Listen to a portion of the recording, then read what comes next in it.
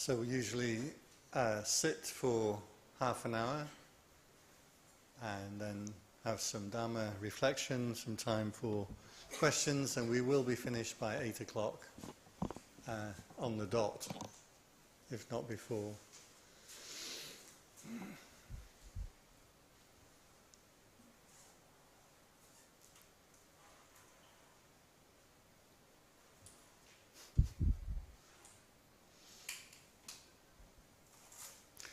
So if everyone is ready, we can sit for a while.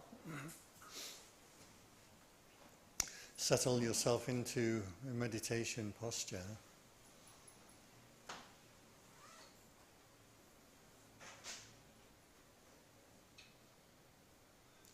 And if you have a favored meditation method, do continue with your own method.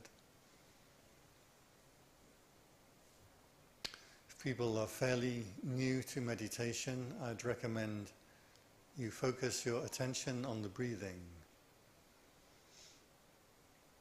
Be sure that feel the breath as it runs through the body. You may follow the breath in and out. You may place the attention inside the body and feel the breath passing by that point. Or else just enough to know that there is breathing.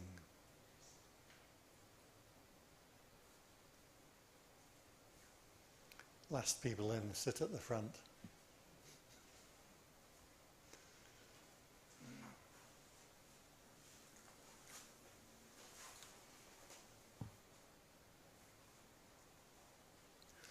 As you put the attention onto the breath, maintain awareness, self-aware presence.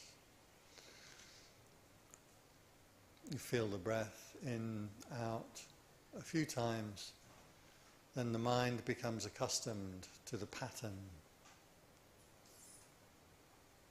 So it says, I can watch the breathing while wandering off, thinking about other things. Come in, you're not too late. We're just starting.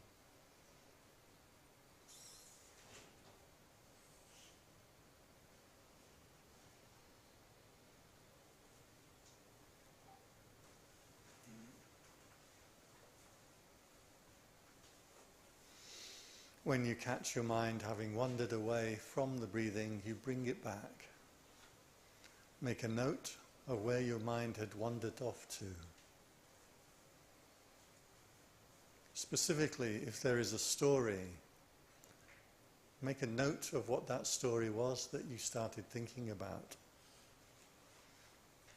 Thinking about what's for dinner, where to get a visa, elections, football teams, family. Make a note of what it is that's taking your attention. As a story arises in the mind, its power to manipulate your attention. That's stress. That's being controlled by your thoughts. The ability to let go of any story that comes up. That's freedom. Empowering yourself to not follow the thoughts. Even if these stories are important. You know that this time, for this period of meditation, they will not overpower you. They will not steal your attention. So train yourself to be happy, to be content with this neutral feeling of the breath. Feel the pulling of attention into this or that. That pulling of attention is attachment.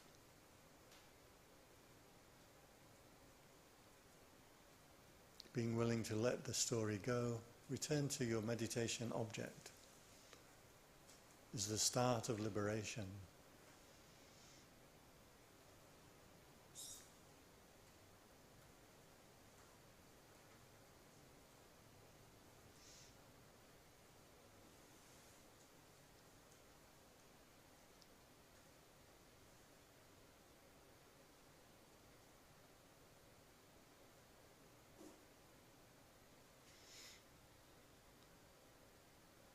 Always with meditation, you start from where you are. This is the state of mind, these are the thoughts, this is the feeling, this is the condition. Always grounding yourself in reality.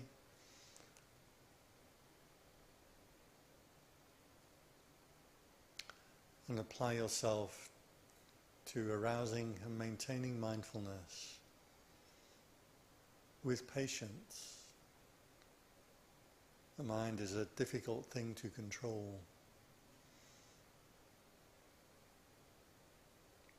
So the leader of all good states is patience. Here goes my crazy mind again. Over time, hours, weeks, years, decades, you learn this beautiful sense of presence that's behind all states of mind, behind all thoughts.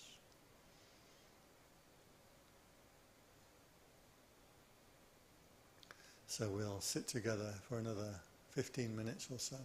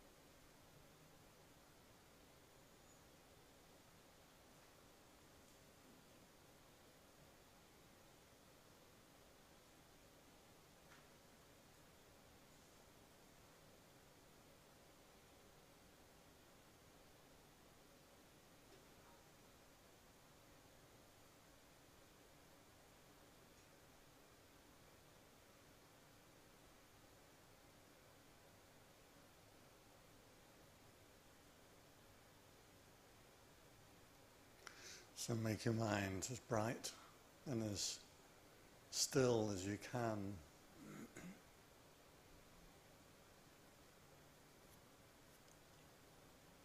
Call into the mind the idea, thought and perception of loving kindness, universal well-wishing for all world beings.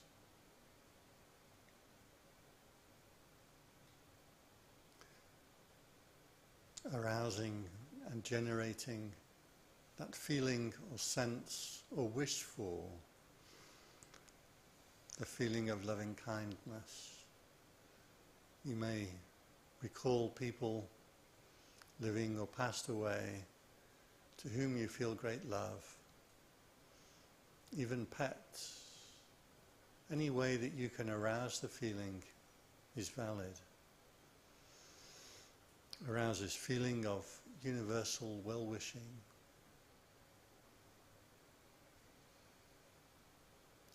We call deliberately into mind this beautiful mind state.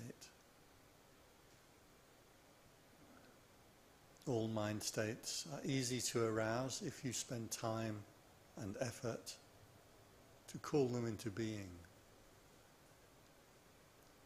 So, as a practitioner, as a meditator, we practice these beautiful mind states, deliberately call them up, find ways to trigger them, to key into them, to maintain them. So you arouse this feeling of loving kindness any way that you can.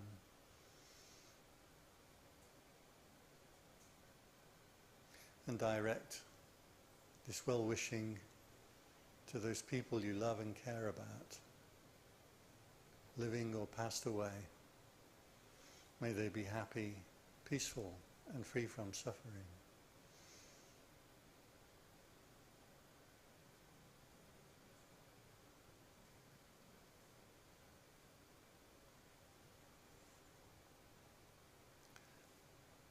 Opening yourself up to giving and receiving and sharing with the whole group here. We offer the loving kindness to those people who are sick, dying, unhappy. May they be peaceful, happy, and free from suffering.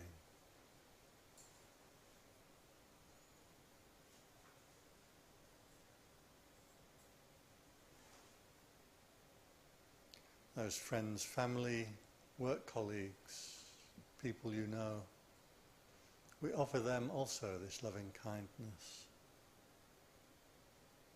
gathering it together with the energy of the whole room, its brightness, well-wishing.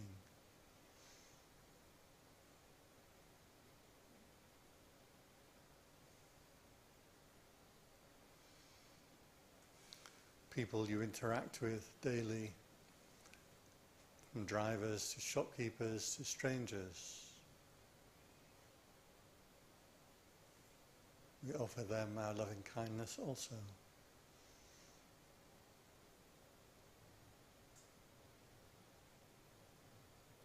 Those people who have hurt you or abused you without thinking of the things that they have done.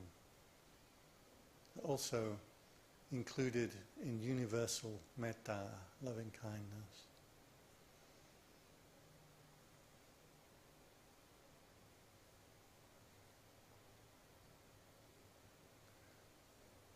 Devas in high heavenly realms, ghosts, spirits, humans, animals, hell realms.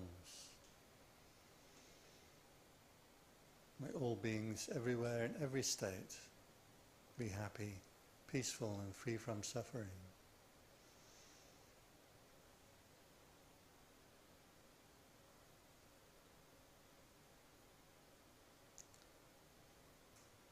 And finally for yourself too, make these beautiful wishes for yourself.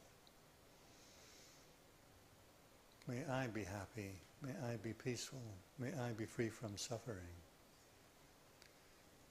Generate, arouse and maintain this beautiful mind state. The more often you practice it, the easier it is for it to arise in the future.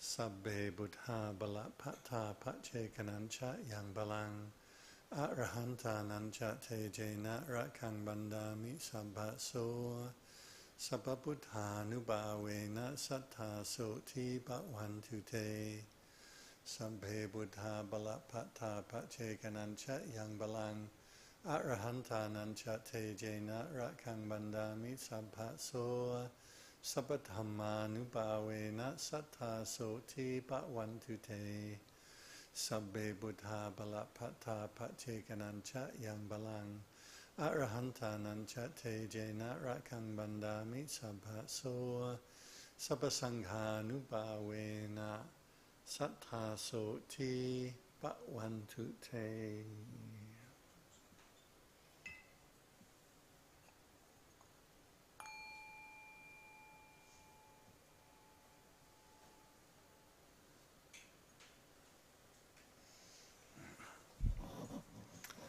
So relax your posture.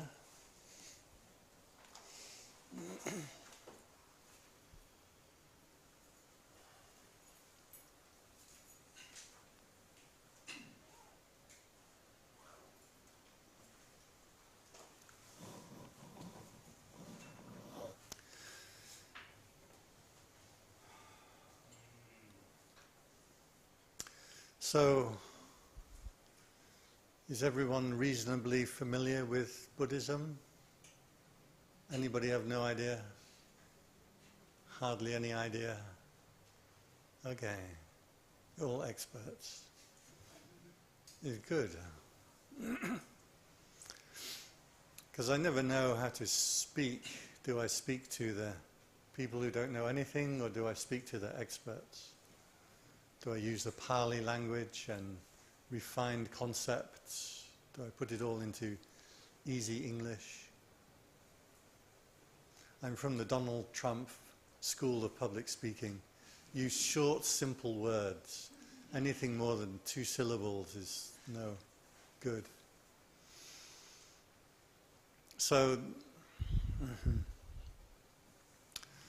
tonight I'm going to talk about desire, which in Buddhism you probably have heard or seen is the cause of suffering. And this idea seems to be somewhat controversial because people come and meditate, they say, I want peace, I want loving kindness, I want to let go of stress. Is that why you meditate? I did some events with the Young Presidents Organization, and these are high-powered business people. You have to employ over 200 people and have a business of over $8 million a year. And when they asked me to go and do the talk, the organizer said to me, now we don't want any nonsense. These people don't have time. We want the shortest, quickest, clearest route to de-stress meditation. Like, so what, you can get back to work? What's... So, the idea of meditation as a way to overcome things that annoy you, things that you don't like, that's quite attractive to many people.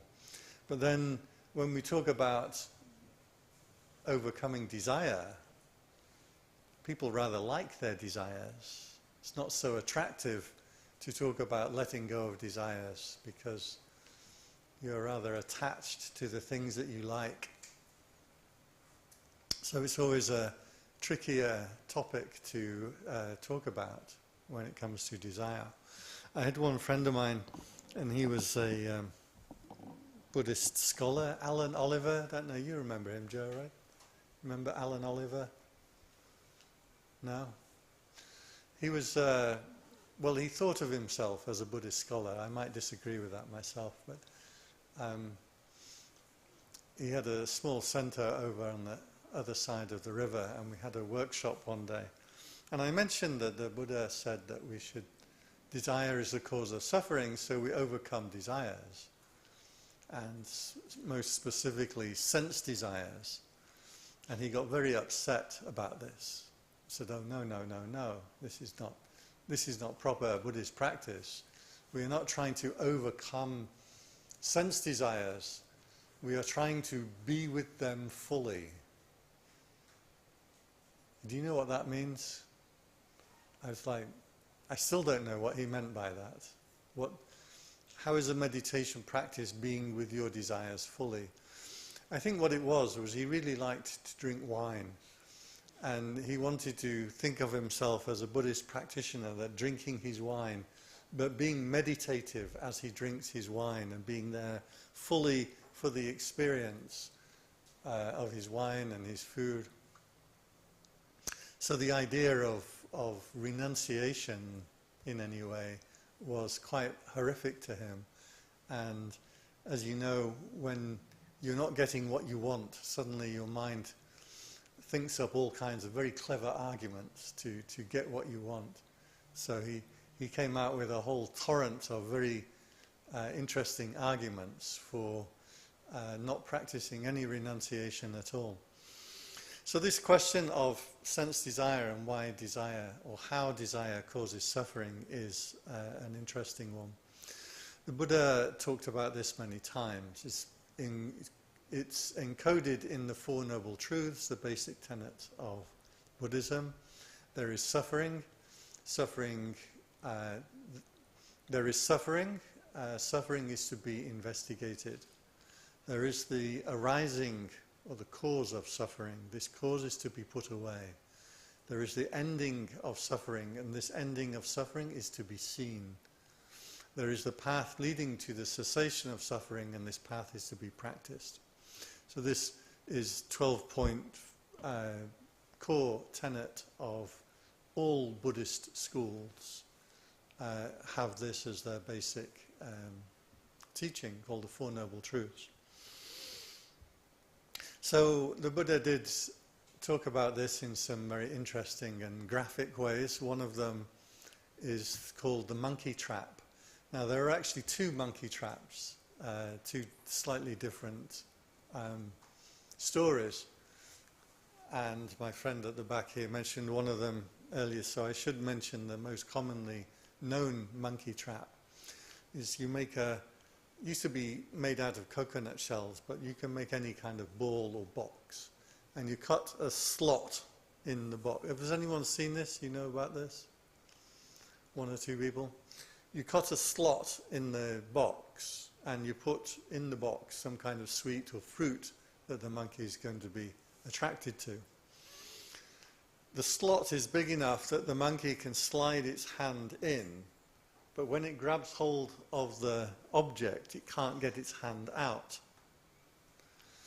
So I presume you put this up and wait for the monkey to come along and grab the sweet or the banana or whatever it is, and then the hunter can go along and kill the monkey and eat him. Gruesome metaphors that the Buddha used to use. The other monkey trap, the one that I was thinking about today, this sutta called the monkey trap, was where they would use sweetened tar. So some kind of sugar mixed with tar, and it would smell nice to the monkey. And in this sutta, the Buddha says the monkey will go along and will put his hand into the tar to grab the sweetness. As it does so, its hand gets stuck. In order to free its hand, it would put its other hand in the tar to try and pull its first hand out. And that hand gets stuck. I hope you're not all peaceful vegetarian Buddhists here. So to free its hands, it would put its foot into the tar to try and pull its hands free. And that would get stuck. And then the final leg it would put into the tar to try and pull its other three limbs out, and that would get stuck. And then it would try and free its hands by biting, try and pull its hands out by biting with its mouth. But before long, its snout and its teeth get stuck in the tar. Then the hunter will come along and kill the monkey, presumably go and eat it or do something with it. So this was the Buddha's own... I presume these things really existed at the time in India. Buddha was fond of making these very graphic kind of analogies. So the meaning of the sutta was the 5 chords of sense desire. So when we talk about sense desire, usually in Buddhism, we can formulate it in different ways. In this way, I was talking about the 5 chords of sense desire, but usually we'll talk about the 6 doors of sense desire. You can use either teaching. The 5 chords of sense desire are the eye, the ear, the nose, the tongue, and the body. So as we get caught, or as items of sense desire come towards us, our citta, our heart, gets stuck on those items of sense desire. And that will then encapsulate the mind, will be chained to that thing and become corrupted by that thing. I saw this once in the monastery with a girl. We had a big meditation retreat, and I guess she'd come to do that. And she had, maybe under a little stress, but she'd gone back to her car, and she was in her car, kind of looking at her face in the mirror, eating some stuff that she had in the car, some snacks, with the engine on and the air conditioning going. I'm thinking she's basically filling every sense desire, every sense happiness that she can at that moment, just to get some kind of relief. So if one is able to then stand back from this process of the mind going after sense desires, you start to get some kind of agency, some kind of empowerment. And this I found very specifically for myself when I first joined the monastery and in England. And the abbot would talk about desire from time to time. And just this idea of not having to follow my desires just gave me such a sense of empowerment. There was one morning, I remember very clearly, they were dishing out the chores. Everyone has chores to do in the morning. And of course, the most desirable chore to do in the whole monastery, 30 minutes we have for chores in the morning before we have breakfast. The most desirable chore in the monastery was feeding the cats. Everybody wanted that chore, including myself. That was the highly sought after, but whoever was dishing out, had the duty to dish out the chores, you'd have to really go and sweet talk them and get on their good side and do them some favors if you were going to get cat feeding chore. The most difficult chore was making breakfast, because you only had 30 minutes and there was quite a lot of work to do and quite tricky, and you can burn porridge and that upsets a lot of people, as I found out the hard way. I also found out that you boil the water first and then put the oats in. You don't put the oats in first and then pour water on there. I got taught very specifically about this that morning when I burnt the porridge, the correct way to make porridge. The chore that people didn't like was the bins, emptying the bins. We had another interesting chore. In the monastery there was one local who just really hated the monastery. And so we had this weird situation that he would always pull down the sign for the monastery that says Amravati this way, and he'd always rip it down off the tree or off the fence. So as being good Buddhists, we try to defeat people with patience rather than enmity. So the temple figured out that if we just make hundreds and hundreds of signs, and every day we would go and put up a new sign, eventually we would just out-patience this guy. However, he was extraordinarily stubborn, and this had been going on for years and years. So every day someone had the duty to pick up a sign that we made in the workshop, trundle down the street, and nail it up to the tree or the fence. It's true, I'm not making this up. I thought I would get a little bit more clever, so I got one of the bigger signs and I climbed quite high up the tree and I wrapped it with wire and I hammered, do you know what they call, Ralph, the clips and the nails with two heads? It's a C-clip. Jubilee. It's like a nail, but it's a C shape. So you hammer it in and it kind of traps things. Forget the technical word for it. It's a staple. It's a staple, right? But there wasn't a staple gun, unfortunately. Otherwise, I'd have really had that thing up there. So I stapled this wire all around the sign and I put it quite high up the tree. And I was very proud. The next day I went down to put them. My sign was still up there. He'd obviously come and thought, oh, blimey, that's a little excessive. Anyway, 2 days later it was gone. I mean, like, I was 25 years old. I can climb the tree. This guy must be in his 50s. I mean, 50s or 60s. He's going to have to go and climb a tree and with wire cutters and cut this thing off. So there are always the jobs, the good jobs and the bad jobs, and jobs that people desired and didn't desire. And I noticed just that morning, because of these teachings coming in, they start to, you hear them and you trust them or you distrust them, but then they work in your mind and then you start to apply into real life. So as the chores were being dished out, I suddenly felt this like urge that I want the cat feeding duty or the plant watering duty. That was another highly sought after chore. And I didn't want the rubbish emptying duty because it was pretty cold. I mean, it's like -5 degrees in the morning in Hertfordshire in England. It was actually ice inside our building, yeah, because the monks had this idea that we should be renunciates so we won't have heaters. I don't know where they got this idea from. When the Thai monks come over, they're like, we're having heaters.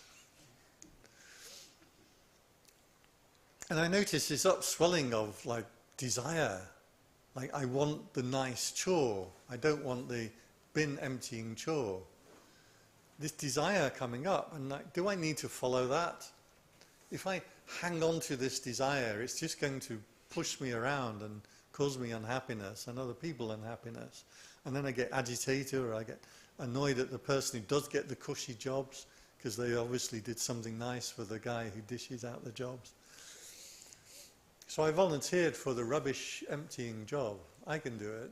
I'm young, I'm strong, I'm pretty fit. Other people... The funny thing with Buddhist meditators, they all seem to have bad backs. I'm not sure if that's to get out of the chores or what it is, or maybe they sit for too long, but maybe it's a middle class thing in England that everyone has a bad back. You're nodding your head. Yeah, it's true, right?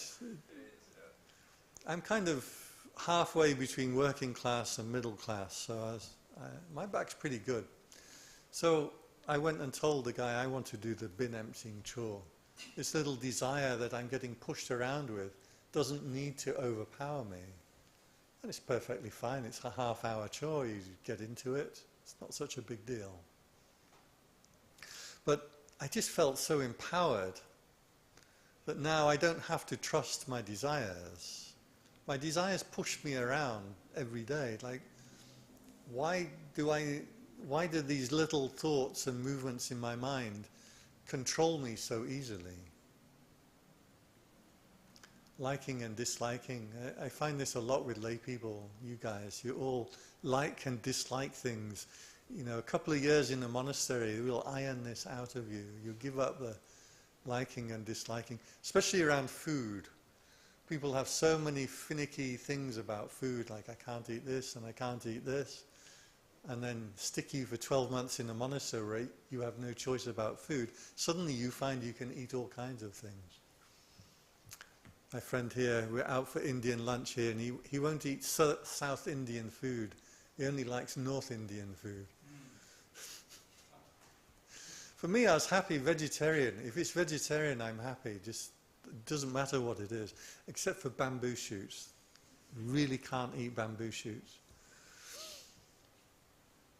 Such an empowerment to know that desire is just, most of the time, is foolish. But here's the question: how do you overcome desires? What would be that state of mind, that state of being where you have no desires? It's kind of unimaginable. Like, surely you desire the bathroom. You desire to eat. If you're not fussy about the food, well, you're going to desire to eat something. Can you overcome that? The desire for survival, the desire to pay your bills and your pension. I'm spending a lot of time in the dentist. I'm only telling you just in case you see my big hole that I have here. I'm due a week on Thursday. I have a new tooth arriving. Apparently you can buy them now. And I like my dentist, but I have a very strong desire in the dentist, one, not to be there when he's drilling. And it took an hour to drill this thing out. But I'm happy with his work, and I understand you have to suffer a bit to get your teeth done. But the thing that I really want from him, he mumbles. There's nothing worse. Like, every time I come out of the dentist, I find myself having agreed to a whole loads of things that I had no idea. Because he mumbles, and I just, because I'm worried, he's drilling my teeth. And I come out, and then, so I was wanting to have this black tooth crowned. And I came out, and I said, okay, we'll make an appointment for next week. I said, how much is it going to be? She said, 3,000 baht. I'm like, oh, that's very reasonable. That's very reasonable for a crown. She said, you're not having a crown. You just agreed with the dentist. You're having bleaching. I never agreed to that.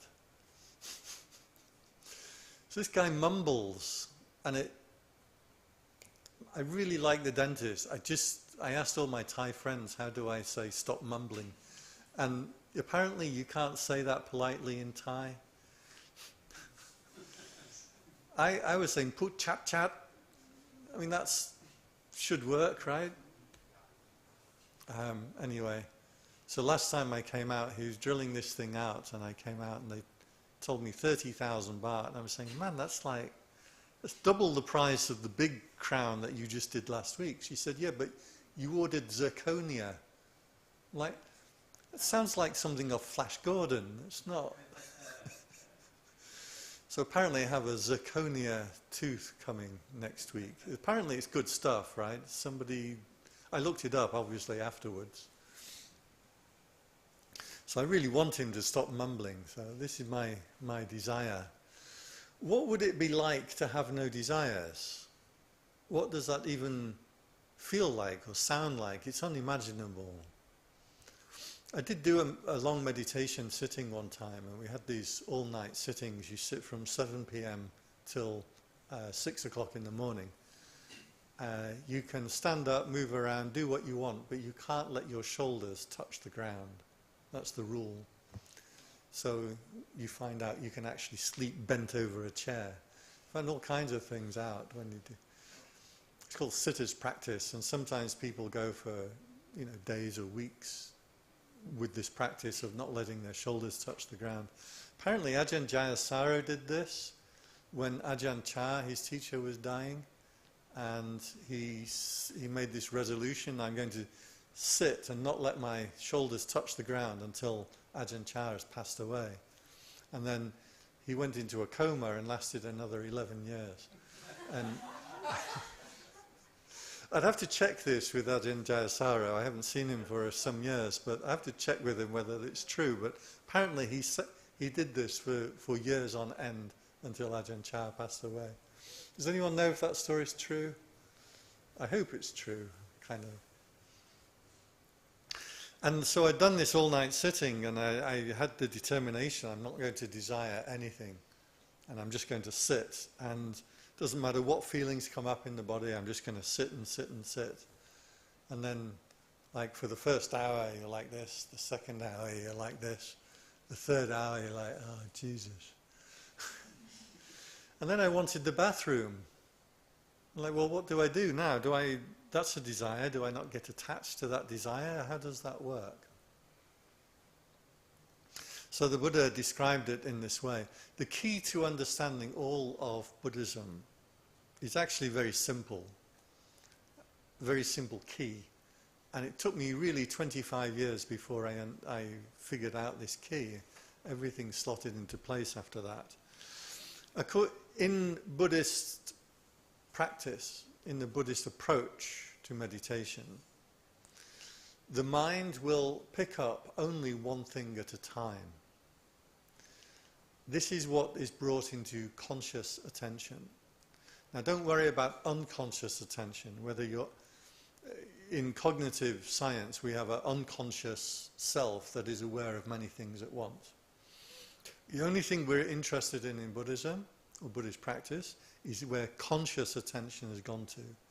That means the thing that you are calling into consciousness at this moment, that's reality, that's the object, what we call the object of consciousness. The technical term is aramanat. If you're a Thai, you will know the word arom, which means mood. Usually bad mood, right? If you're a jau arom, it means a bad mood. They used to call me that. But arom comes from aramana, and aramana means the object of attention. So you have citta, the thing that knows, and aramana, the object that is known. And the mind will only know one object at a time. Now, it feels like you know lots of things. The mind will construct this feeling in order to get by in the world. It will construct a feeling that it's aware of many different things at once. It's actually not, if you pay attention and look moment to moment to moment. The mind will go to this, will get hooked into it, then it will jump to another thing, get hooked into that, jump to another thing, get hooked into that. You may notice this when you're sitting and practicing meditation. If you do, you are noticing in the right way. It doesn't mean your mind is uncontrollable. It means you are seeing the way the mind is actually worked. So the mind will go to what you're going to have for dinner when you get out of here. Then it will go to a bill that you have to pay. Then it will go to your knee that is hurting.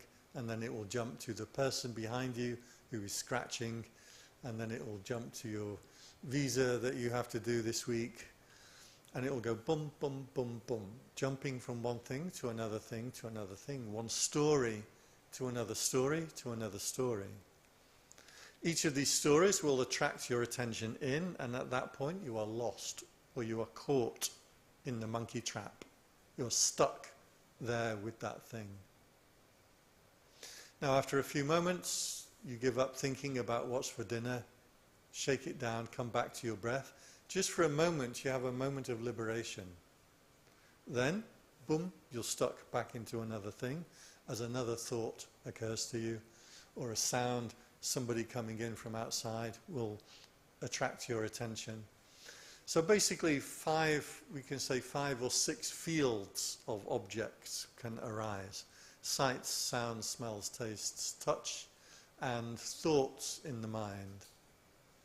So in the Monkey Sutta there are 5 because the monkey has 5 limbs, unless you count the tail.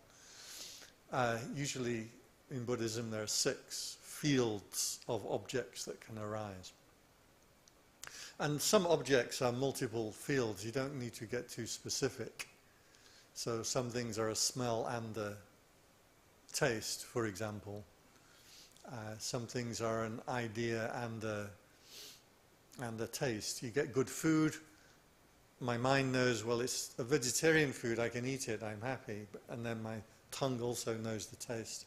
So although we talk about these 5 chords of sense desire or 6 fields of sense objects, all it really means is one thing comes into the mind at a time. And your mind will jump from thing to thing to thing to thing. Each thing that comes up, you get caught, that is getting lost in the object. The moment when you shake yourself free from that object, you have a moment of waking up.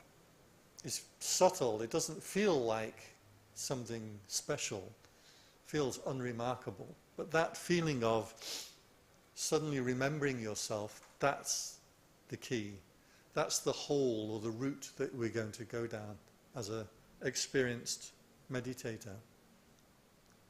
That moment of waking up, of awakening, is at that moment breaking you free from any kind of desire. The desire that gets you caught in an object of attention. So one then notes when objects come in and they're sticky. They want to pull your attention in. Some things are sticky, some things are not sticky. If you mention football to me, being an Englishman, I hate it. I don't like football. I have zero interest in football at all, of any kind. And I was from Manchester. Mixed martial arts, yeah, punching people in the face and kicking people, it's a lot more like in the line of a Buddhist monk and peacefulness, so I'm a little more interested in the martial arts. Rugby, I used to watch. So for every person it's different. You have things that will attract, pull your attention in, and then you get stuck on those things. Often important things, family and relationships and bills and all of these kind of things. You will get stuck in just like the monkey gets stuck in. And once you're in this process of sending your attention out, the mind gets stuck. And then if you try and meditate, you find it difficult to do so. If you do get a moment of freedom, the mind just kind of shuts down and goes tired and sleepy. Or you have too much thinking based on greed, hatred or delusion, whatever it is, just will suck your mind away. So the Buddha said, you defend yourself against objects of perception, just as a wayward cow or buffalo in the rainy season goes wandering into the farmer's fields because it wants to get the crops, the nice fresh new crops. But the farmer is not going to be happy with the buffalo or the cow eating his crops. So what does the farmer do to it? Every time the cow wanders away from the place where it's supposed to be and into the territory where it's not supposed to be, the farmer will go down, grab that cow or buffalo by the horns or by the neck, and will give it a hard thrashing. This is all in the beautiful, peaceful Buddhist suttas. According to the sutta, then that cow will remember not to wander outside of its proper territory. So in the same way, as objects, sense objects come up, one after the other, those sensory objects are wandering into the wrong territory. Your territory is in mindfulness, not getting caught in anything. So there was 3 words he then, depending which sutta you look at, but there are 3 words, 3 key words that he said. At this moment, as the mind withdraws from being caught in sensory objects of desire or sense desire, 3 things happen. The mind will, I'm trying to think of the Pali words, tittati. The mind will, the actual meanings of the words were to stand together, to sit together, and to unify. So often the different translations for these words. Stand together also means to gather. So the mind gathers. It sits together, meaning the mind settles. And it unifies, or it composes itself as a result. So these 3 things happen in a sequence. So this is what happens with the mind. If you can maintain mindfulness, if you can maintain the meditation, awareness, without letting the mind go out to anything, you will awaken from that process of being caught in sensory desires. You see here, you're not trying to remove all desires from your life. This is where I was going wrong all those years early on. I can't remove the desire for the bathroom, the desire for food, the desire for air conditioning in the hot season, desire for, even all the monk stuff. I have to desire to shave my head at the right time and wear the robes in the right way. These are all attachments. The thing that's being pointed to is in that moment, a liberation can occur as the mind withdraws from the process of being caught in sensory desires. That moment, the mind sharpens up, it awakens. So gathering together is literally then the feeling of gathering. Note here, you don't have a meditation object. A meditation object like a mantra or like the breath or like colours, whatever meditation object it is that you're using, this can be abandoned and dropped. A meditation object is just another sensory object that you're getting caught in. It's really important because I meet people who train for years and years on how to focus just on an object. And then we'll get stuck because then there's no way forward for that. You can just focus harder or tighter on an object, but the harder and tighter you focus on an object, the less mindfulness you have, the less awakening that you have, the more closing down, clamping down, shutting out, and freezing of the attention onto an object. So simply focusing on a meditation object, light, sound, mantras, visualization, breath, bodily movements, these will, if you concentrate on them as an object, these will take you in the wrong direction. Not allowing the mind to get caught in any object, then the mind gathers, literally has this feeling of, as attention comes back, there is a feeling of waking up this way, your head will come up. There will be body awareness, there'll be a pleasant, not exciting or remarkable, but a pleasant all-body awareness. That's why yoga and qigong and things are all trying to get you to come back and come down into the body. If you feel this, then drop your meditation object and come into this feeling of the pleasantly vibrating body. The mind will gather like a jerking. You can even feel yourself twitching sometimes. And come back as it gathers together, and then it settles down. Attention will settle down inside the body. So there will be body awareness. That's not an object of meditation, because you're not. This is what arises when the mind isn't going out to any of these objects objects of attention. As it unifies, there will be a piti, or a bliss. They're called rapture, but it's a physical energization that will come through the body. These, by the way, are called jhana states. Some misconception around the word jhana, which also put me on the wrong track for 20 years. Jhana is not meditating on an object. These are states of composure as the citta, as the mind composes itself. As the citta composes itself, remember I said you have citta, the thing that knows, and aramana, the thing that is known. Aramana or arom in Thai. What happens is you're dropping the aramana. The citta starts to know the citta. The mind, knowing the mind, is beautiful. It is self-evidently the path that we are following. It's always beautiful. It's always self-satisfying. Because you have the feeling you don't need to add anything to your own citta. This purified citta, purified consciousness. If you try and add anything to it, that's just an object of thought or desire or wanting or not wanting. Anything you add to it is going to weaken it and dull it. So it becomes self-evident that this is the way that the Buddha called Visuddhi Magga. Visuddhi means purification, and Magga is path. So when the Buddha was asked to summarize what his teaching was, he said three things. Refrain from doing evil things, practice what is skillful and purify the mind.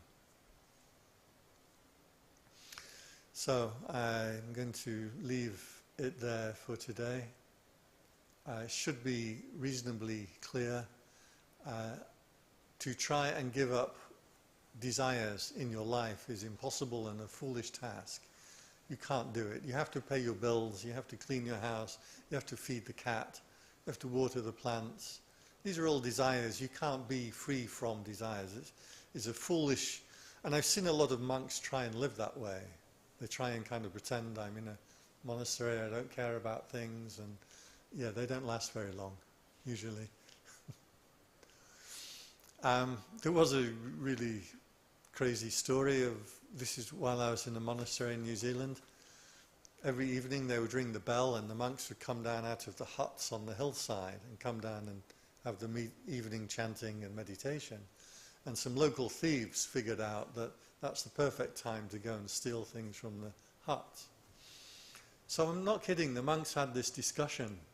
Should they have a lock on the door of their hut or not? Because they were saying, well, if I put a lock on my door, that's attachment, and I'm living free from attachment. You would never have a Thai monk, would never fall into this kind of thinking. They would set up a posse waiting for the thief to come up. My Sri Lankan friends have some monk there, and apparently there were some fake monks going around asking for money. So the monks made a posse and went out after them, gave these guys a good beating, and then dragged them to the police station. Eventually these monks decided that they should put locks on their doors because they would have passports in the room and it was illegal not to have a passport. So they were doing it not because of attachment, but because of obeying the law. The idea of being free from desire or free from attachment is ludicrous. But moment to moment, that withdrawal of the mind, as attention turns around and the mind sees itself and it ignites, I can only talk about it in this way, it ignites in a self-evident purification that, oh, yes. So, I'm stopping there for a while. If you have any questions or comments, you're welcome to. I often find that, oh, sorry, you go ahead. No. Okay, I often find that with my desires, the Buddha made a great comment, I think, that struck me as impressive. He said, where you put the mind, that's where we'll habitually go and return. And when you find out, okay, you have a nice long list of your favorite desires, and that's where you always tend to go, especially in the early morning when you're just waking up and your mind is kind of floating free. And it's like, okay. Goes to coffee. Yeah. Yeah, karma, the word karma really means habit. So what habits that you make, that's your karma. So if you're accustomed to waking up and immediately looking at the phone, then every time you do something, it becomes easier to do that thing again. A friend of mine is a parent, and he said he had this because he was always determined to be a good parent, but his kids come running into his room at 6 o'clock in the morning, and he gets the iPad and he gets another couple of hours sleep. But if every time you do something, it becomes easier to do that thing again. You start to set up a habit. So we should be careful with habits. We just did this retreat in Khao Sok, and after years and years of running events and everybody asking me, like, when is it, where is it? And I always say, read the website, because I wrote it all out. Don't ask me one by one. And then we went on this retreat, and my friend Marissa was organizing it, and I didn't read the website. And when we got there, I found out there's no internet. I'm like, what? You can't be serious. But after like a day, I just didn't miss it at all. It was interesting. You still wake up and think, you know, you go for the phone and, oh, wait a minute. I'm out in this beautiful lake, gibbons, wild gibbons swinging in the trees. We had wild elephants come by. Everyone was really thrilled with the wild elephants. They quit the meditation. They all went out to look at the wild elephants. I've seen elephants on YouTube. I don't know why you have to go and see them. But it was cute. They had a baby elephant, and it was cute when they went swimming and they put their snorkels up to swim. That was actually quite entertaining. Anybody else? Any questions?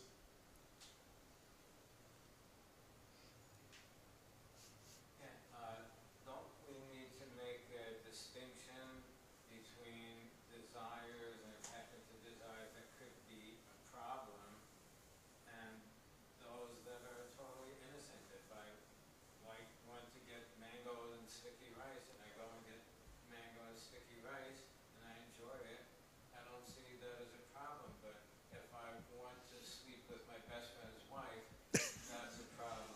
That's a desire. And if I attach, oh God, I've got to, then that makes it even worse. But if I can say, oh, it's out of the question. There's so many other women who are available. Find somebody else. Then, I overcome that desire. But Right. I've heard that attachment isn't really a good translation for what the Buddha said, that it's that grasping and clinging and clutching are better words to use. And then so it's like if I'm holding on to, that desire for what I want or what I've got, I can't let go of it. That's a problem. Or if, I want something that I don't have and I'm really intent on that, but I can't have it, then that's a problem. But if it's just like, oh, I wish I could find brown bread more easily here. But I was just complaining to him that you can't get decent brown bread in Thailand. And if I do find it, it will be very expensive, Well, Yeah, exactly. do I have to, can I just say, all right, I'll go to the bagel shop instead? There is my friend Benjamin. He has the shop Urban Pantry, and he bakes fresh bread every week, and you can order it. But he's quite, I don't want to say Nazi, but he's very hard line. He will come and deliver it when he wants to deliver it, and if you're not there, he leaves it on the road and sends you a bill. And you have to order on a Monday, and he will deliver on a Thursday or Friday when he feels like it. And if you're not okay with this arrangement, don't order bread from him. That's his rule.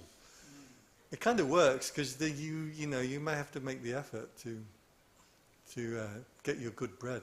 He does make very good bread, man. It's just insane.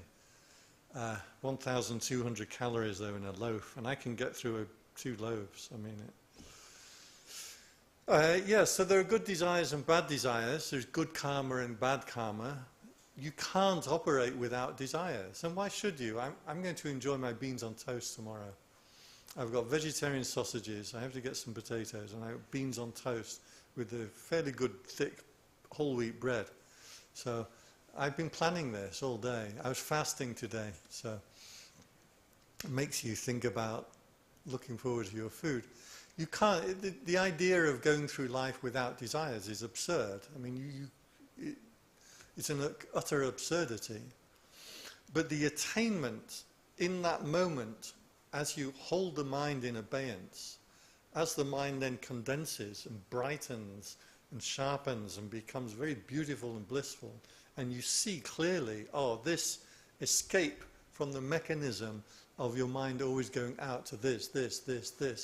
This is an utter alternative that's not just another thing to do. I mean, I can do things that please me and things that don't please me.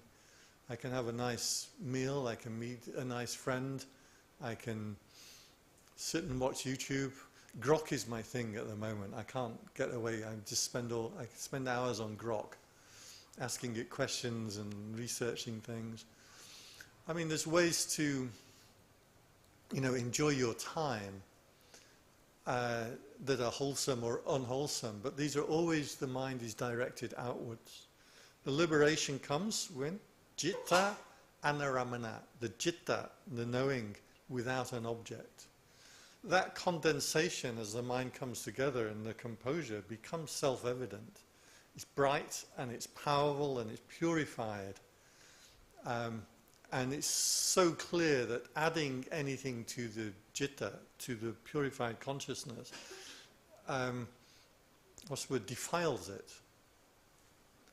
So that is very clear, I want to be very clear about. Yeah. And that's something that you do in meditation. Now, how does it work for an enlightened person? Are they in that all the time or something? That I don't know. I can tell you this part of the path. So yeah, enjoy your mango and sticky rice. Stay away from your neighbour's wife. With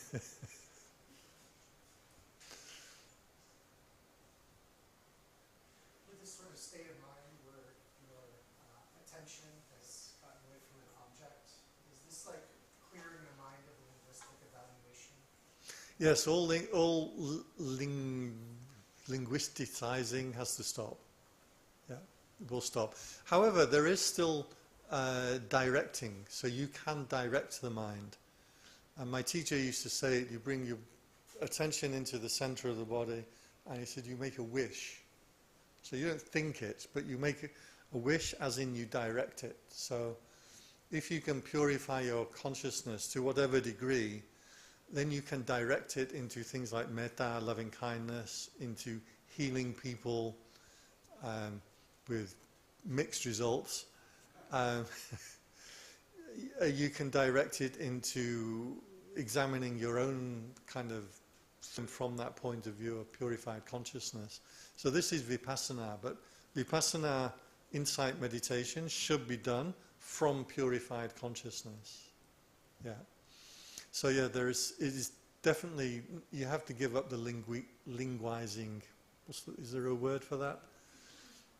Verbalizing, putting into verbal forms. So there were three levels of verbalization in Buddhism. One was to speak out loud, another one was to speak inside the mind, and the other one is to direct the mind to something, to a story that you're going to verbalize. And it's supposed to be like the bee that sees the flower, that's the lower level, to direct yourself. The bee hovering around the plant, that's verbalizing now internally. And then the bee landing on the plant is verbalizing externally. So there are three levels of verbalization in Buddhism. Yeah, that has to stop. And I see a lot of teachers who say, whatever arises in the mind, let it be there. Well, you're never going to touch on purified consciousness if you do that. You may want to stop fighting with your own mind. That's worth doing. So then you allow things to be in the mind in order to see them and know them. But that's specifically with the intention of disentangling from that thing. Yeah. So thoughts and feelings and stories will come up. And remember, in meditation, those stories may be important. You may have to think about them later. You do have to pay bills and get visas and go to dentists and stuff. But in this moment, you train yourself in meditation to withdraw from all objects, but stay awake and alert. Yeah.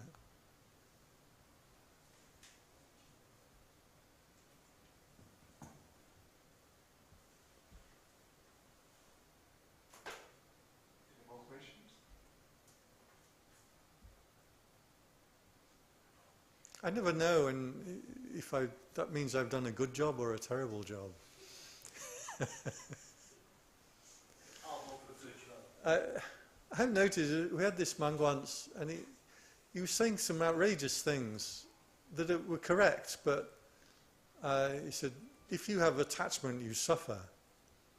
Which is kind of correct in Buddhism, but I mean, it's nuanced.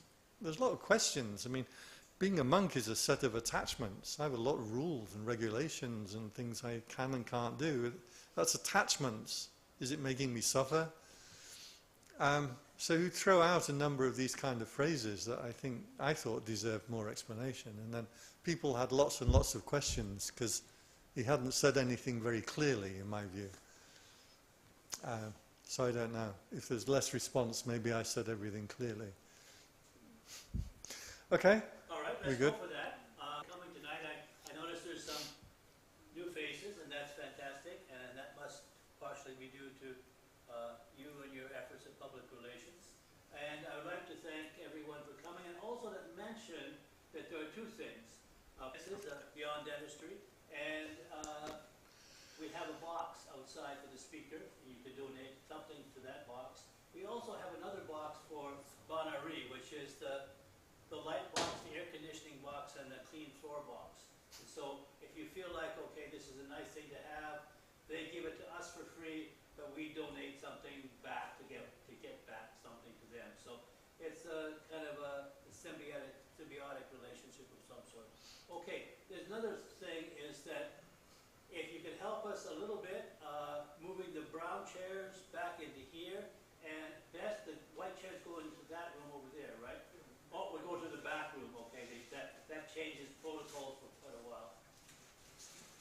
And next week we're going to have, next week is a long weekend, and I think we're going to have Monday night, because we have a speaker for Monday night, and I think we're probably going to have, we have almost every Monday until, as long as we can organize it, and there's a possibility. I like the routine, because if it's like, okay, if it's Monday, what am I going to do on Tuesday? I don't know, but if it's Monday, I could come here. So we're going to try. Are you going to disagree? Okay, Pele is going to be here next Monday, a very special month. So we will definitely be having our sessions next Monday, and it's going to be a very useful one. So do try to come. We try to get a variety of speakers, and so Pele will be here next He's Monday. from Plum Village, right? Yeah, he used to be. Okay. Thich Nhat Hanh group, so, yeah. Later on, he studied the Watian tradition. Okay. The moving meditation. Yeah. Okay. Okay, and one last thing, we're kind of, our people who are kind of helping us organize have lives, unfortunately, and some of them take holidays, or they have to go out and work, or they come once in a while, but not always. So if any of you feel like you'd like to pay back a little bit, or get involved with the Sangha, we won't prescribe any particular jobs, but it could be jobs as simple as counting money, or it could be more complicated if you happen to be an IT person. We could use, in fact, if you're an IT person, you're definitely most welcome. We could use it because we do streaming. So if you could talk to myself, or Mr. Best, or Mr. Elijah, or Kun Sisi, we could talk to any of those people about perhaps joining us. And the last thing is that, Joe, you sometimes have an announcement. I hope you do tonight. Oh, sure, yeah. Some of us have the desire to go get something to eat or drink together with some other people here in the group and continue the conversation. And if anybody desires to join us, you are very, very welcome. We'll just go to a nearby restaurant. Okay. Let us. So just finish with the blessing. Sabhitiyo vivajantu sabharogo vinasatu mate bhavadvantarayo sukhitika yuko abhava abhivadana sili sanichang Vuddha pachayino chattaro dhamma vadanti ayu vano sukhang balang. Okay, cool. I'll still be here for a little while. If anybody wants to come and chat for a few minutes, you're welcome. But otherwise, if you can help put the chairs. And as promised, we got there before 8 o'clock. You did. Barely. Good timing.